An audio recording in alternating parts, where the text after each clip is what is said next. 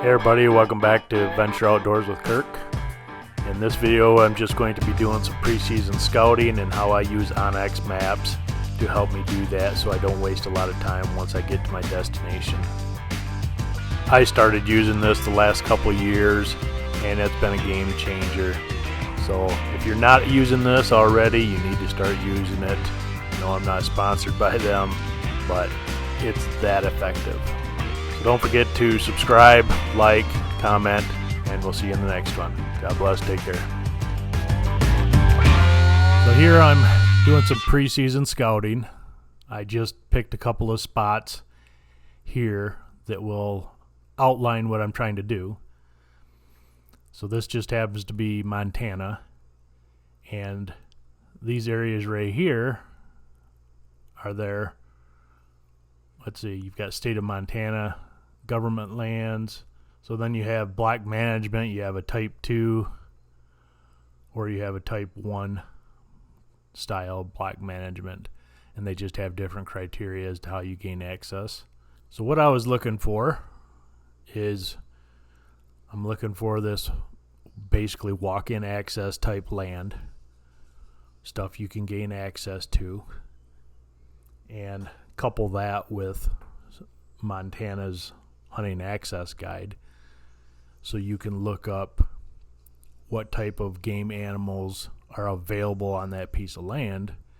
And then once I find upland game, which is what I'm looking for, I can start going in there and dialing in, looking at the land a little bit. And this is where Onyx has really changed the scouting aspect of hunting. So let's look at this piece right here. And I'll tell you how I have my layers set up right now. So my base map, I use the hybrid model, which is basically your satellite with your topo lines on it. And that's what I'm using. So as we zoom in, you can start to see the topo lines in here so you can see your elevation. And we can zoom right in on this property. So what this is also telling me is I have it set up so I can see which crops were in there the previous year.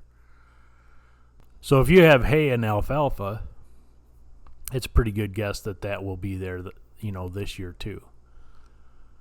Then if you find spots that say winter wheat, I mean, obviously you've got your wheat fields there this year. You're going to have some turnover from corn and soybeans and things like that. But as you can see, this is all cropland. Then it has strips of trees lined out through here with some rolling hills up here at the top of the property. So all I do is I just mark this as a potential site to check out, because I've never hunted them, say, in this area if I go to this area.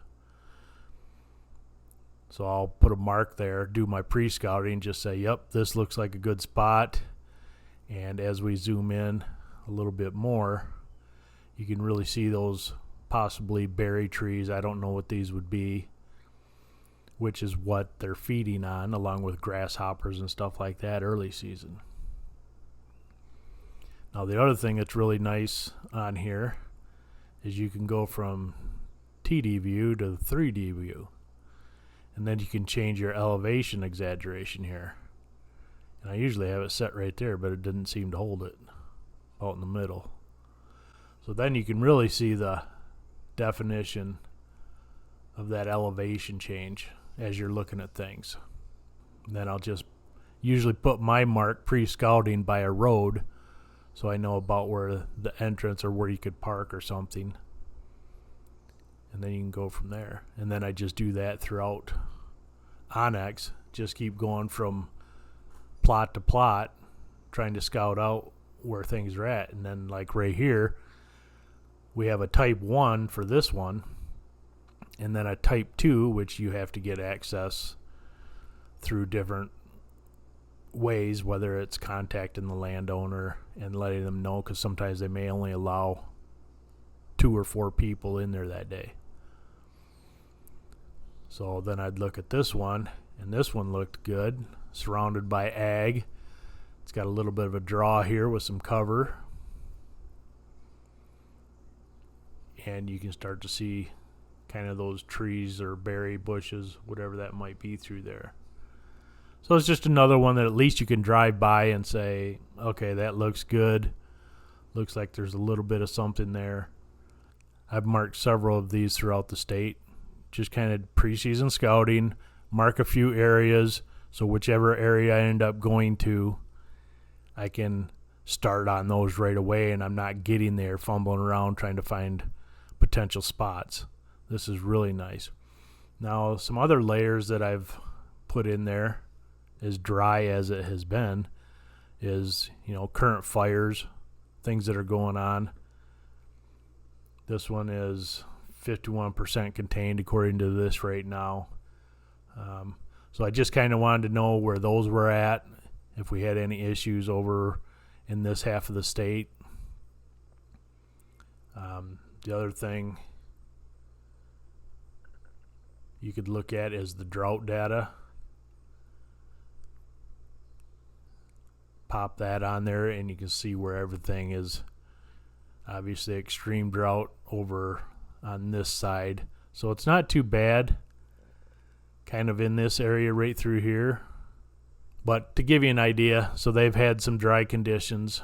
It's a nice feature just to check out real quick, kind of see how things are, but I don't leave that one on. Same thing with the fires. I can turn that one off now. I really don't need it.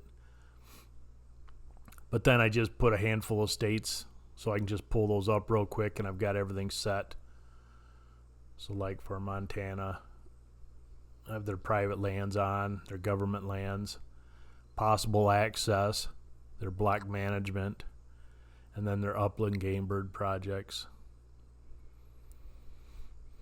So any place you could possibly get access to, it's nice just to throw it on there and check out. And if you're sitting there in the evening instead of watching TV or just have the game on in the background, it's a nice way just to sit down and do your preseason scouting, start putting in some waypoints so you're not running around wasting time once you get up there.